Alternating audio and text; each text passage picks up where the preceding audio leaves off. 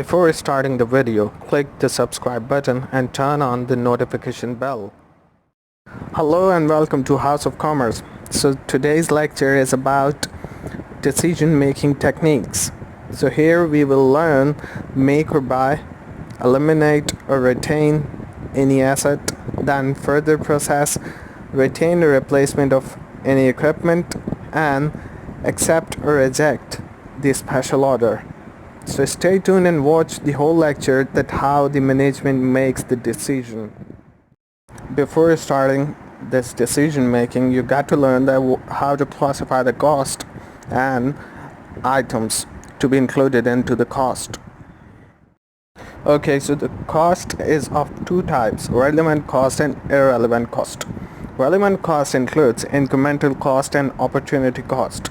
And irrelevant cost means sunk cost and committed cost. Now what these costs are, let us take a look. Relevant cost means cost that will be changed by a decision. Means whatever decision you make, there will be a cost according to that decision. And irrelevant cost means cost that will not be changed by a decision. Means it remain fixed if you change the decision or if you remain the same. So relevant cost includes incremental cost. What does it mean by incremental cost? Additional cost which will be specifically incurred because of a decision. And opportunity cost. Opportunity cost means benefit which will be foregone when the choice of one course of action requires an alternative course of action be given up.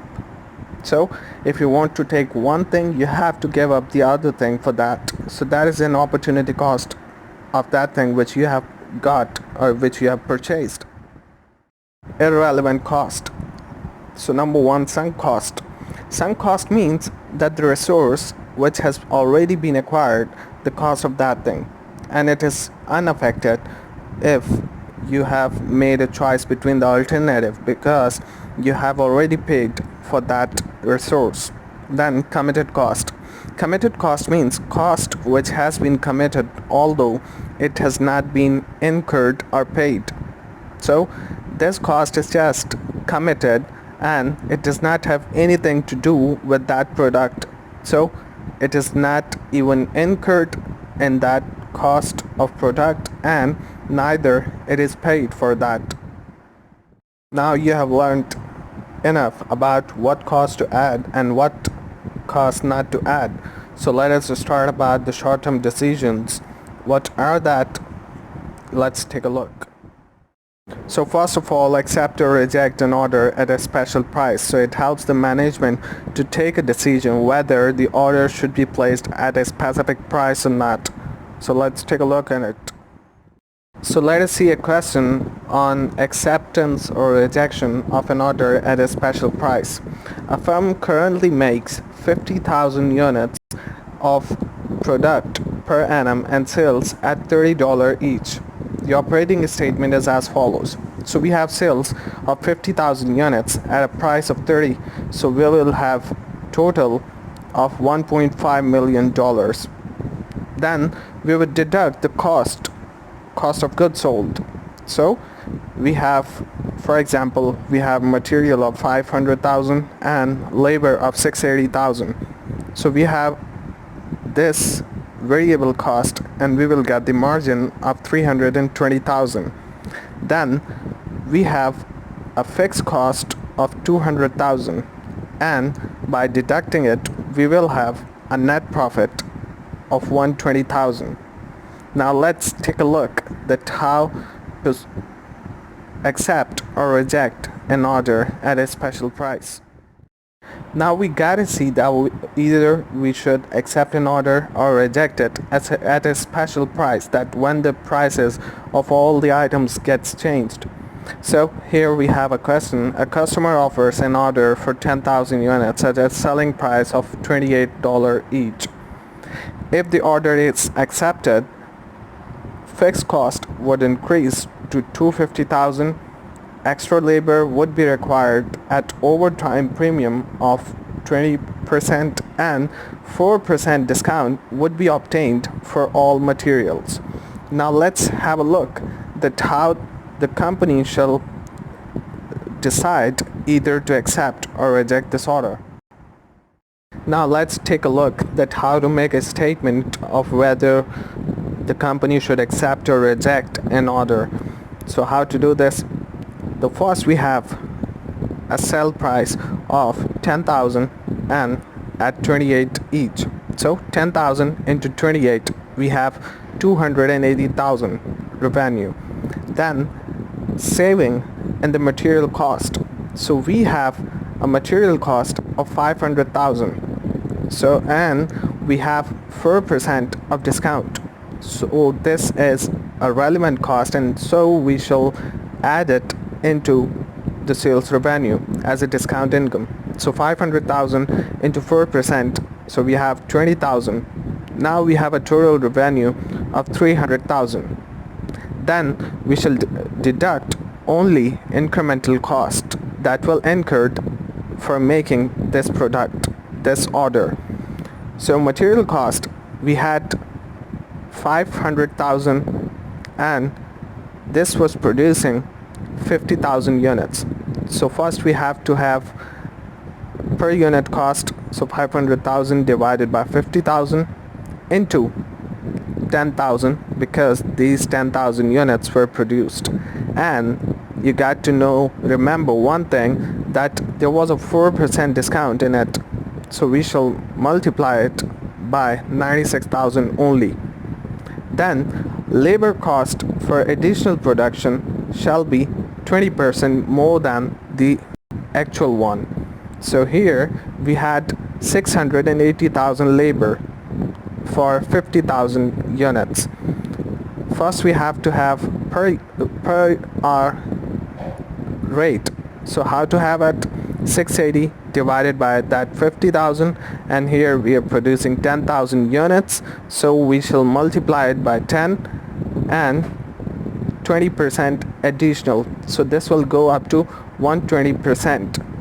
Then it shall be 163,200. Then additional cost of overheads by 250,000. So before it was 200,000 and now it is 250,000, so an incremental cost is 50,000. So if we deduct this additional cost from revenue, so we have 9,200 decrease in the net profit. So what comes in the conclusion? As the incremental benefit is less than the incremental cost, so the order should be rejected, as we had a net loss or decline in the profit by 9,200, so we are rejecting this order. So on number 2 we have hire or not hire.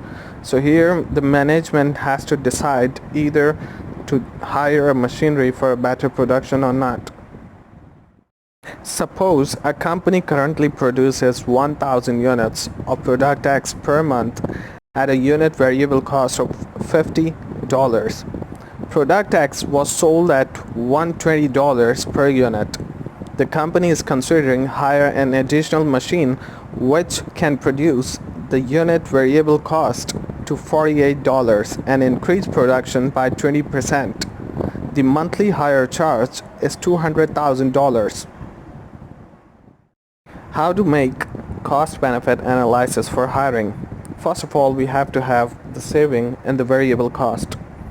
So we had a variable cost of 50, and now having hired the machine, that cost shall be reduced to 48. So 50 minus 48, 2 shall be the saving from the cost, and we have 1,000 units to be produced, so the total saving shall be $2,000. Then increase in the contribution. So 120 is the selling price and minus variable cost shall give us the contribution, and one thing to note is 1,000 shall be increased by 20%. So we shall take here only the increase in production and increase in variable contribution. So by multiplying both of this, we shall get $14,400. Now the increase in the contribution is $16,400. Then we shall deduct the higher agreement charges, and that shall be 20,000, and by deducting it from 16,400 we have decline in the profit by 3,600. Then the conclusion shall be, since the hiring would lead to a decrease in the profit, it shall not be hired. Then on number third, make or buy decision. Here the management has to take the decision that either the product should be bought or it should be made, so that it shall be profitable for them. Let's take a look at a question that a company requires 800 units of component X, specifically a single order, and is considering making the component itself or buying them from outside supplier. In making, it requires $3,000 material, 100 labor hours at hourly rate $28, and to be delivered from other teams which are idle but cannot be fired because of employment contract. So do consider this thing, that whenever the labor is sitting idle, so it is irrelevant for the product. If the company makes the component itself, the existing product of product Y will fall by 100 units. Product Y provides a contribution lost of 8 per unit. If the units are fall by 100 units, then it shall give a contribution of fall by 8 per unit. The component are sold at a multiple of 1000 units at 4500 per 1000 units. So this is the market price by which you can purchase this from the market at $4,500. Any excess of the demand can be resold at a price of 1 per unit. So the company requires 800 units and the excess can be sold to the market. So the excess is 200 units. So this shall be sold to the market. Now how to calculate this? Let's take a look. So we have the relevant cost for making, and we do not take any irrelevant cost. So here we have the material cost of 3,000. So if we make the good, so it shall be 3,000 of material. So we have written here, and the contribution lost is also a relevant cost. As we have discussed it before, that opportunity cost is also a relevant cost. So if we make it, so we will have a fall of 100 and the contribution shall be fall by 8. So we shall multiply both of this and this shall be 800. So the total relevant cost is 3,800. Now the question is that why we haven't taken the labor here, as it is a relevant cost. So it was written here that the labor is idle and cannot be fired because of employment contract. So since the labor is idle, the cost is irrelevant, and so we shall not take it into the cost of product. Now what if we purchase the same good from the market? So it shall give us more benefit than making it. So here we had that if we sell the same product into the market, it shall be sold by 1000 units and it shall be sold at a rupees of $4,500 per 1000 units. So if we want to purchase it, so it shall cost us $4,500 and it shall deduct the reselling of excess. So we had a demand of 800 units and we have excess of 1000 units because it can be bought into a lot only. So we have to deduct those 200 from this. So the selling price was 1 per unit and we are deducting that selling price of 200 from this 4500 of total cost, and we have 4300.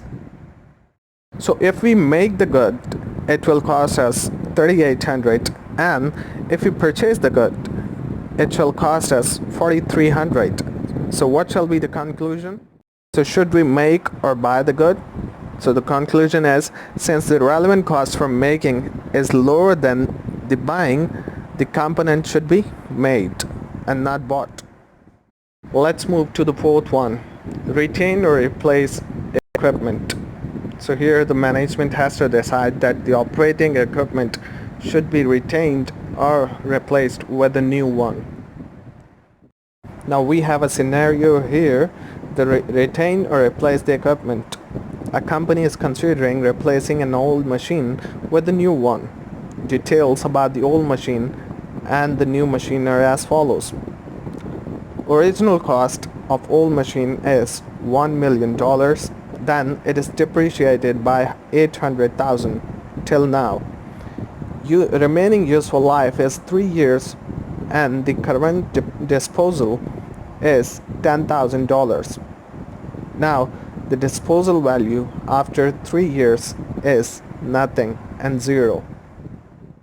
And the details of new machine is current purchase cost is 300,000, then useful life is 3 years and disposal value after 3 years means end of life $60,000. The new machine can reduce operating cost by 80,000 per annum. Now how to make the cost benefit analysis for replacement. First we have to have all the benefits received from new machine and the old one. So if we have a new machine, we shall have a saving of 80,000 for next 3 years till we use it.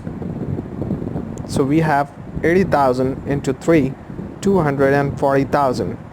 Then the disposal value of a new machine after 3 years, it shall be 60,000. So we can have this benefit as well, and current disposal value of the old machine. So if we sell it, so we will have a benefit of $10,000 as well. So by adding all these benefits, we shall have a total of $310,000. Then we would deduct the incremental cost. So what shall be the incremental cost? It shall be the purchase price of the new machine.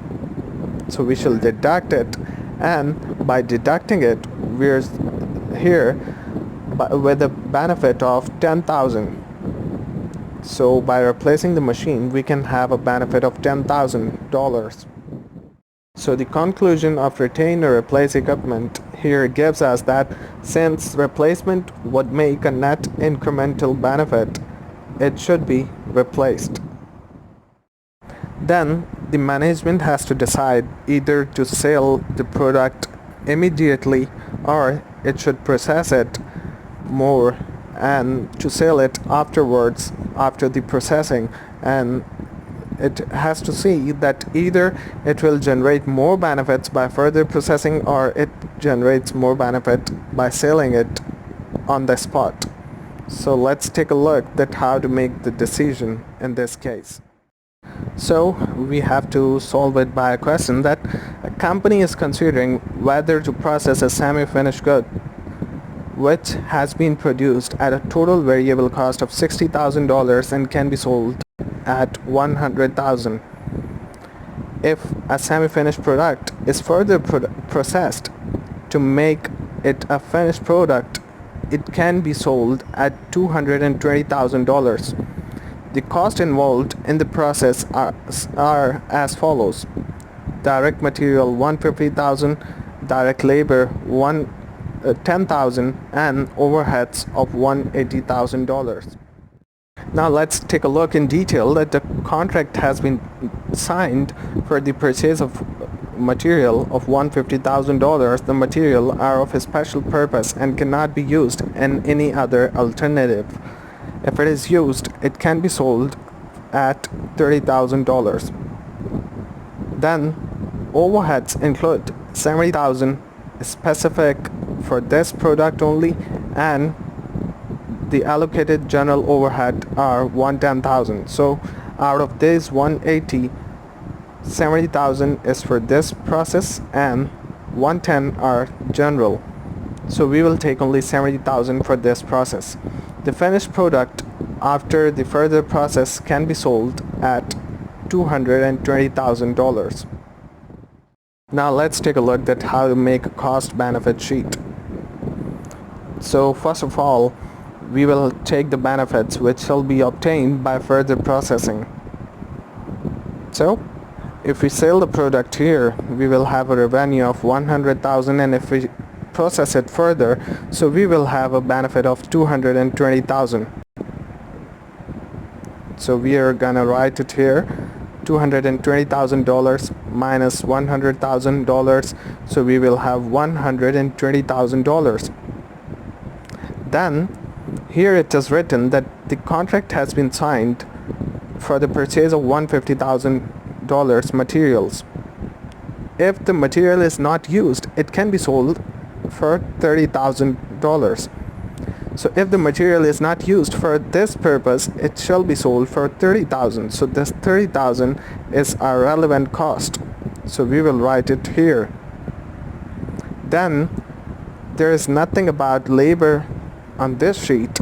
So we will take the labor at its original price as 10,000. Then it is written here that overheads include 70,000 for a specific process, and the rest are 110 are general overheads. So out of these 180, we shall take this 70 because it is only for this process. So we shall add 70 here. So 120 minus this total of 110, we shall have a net incremental benefit of $10,000.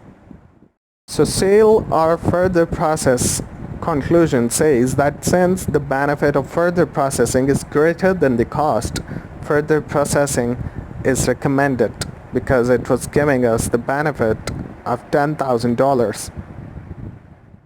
Then at last we have a very special decision making, that to eliminate or retain an unprofitable segment.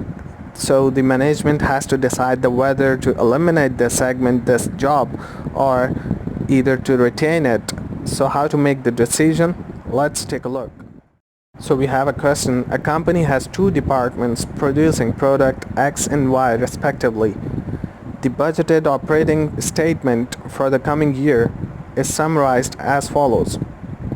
Product X sale price is $60,000 and the cost is $70,000. So it makes a net loss of $10,000. Then product Y has a selling price of $100,000 and a cost of $80,000, and it makes net profit of $20,000. Out of this total cost, 70 and 80, 70% is variable, 10% is specific fixed, and 20% is general fixed. So let us take a look that should this loss-making product be eliminated, as it is giving individually a loss and collectively if it gives a loss, so should it be eliminated or it should be retained. Now here we have a contribution for both of this. Sales 60 and 100,000, so we have this. Then the total cost variable we will deduct.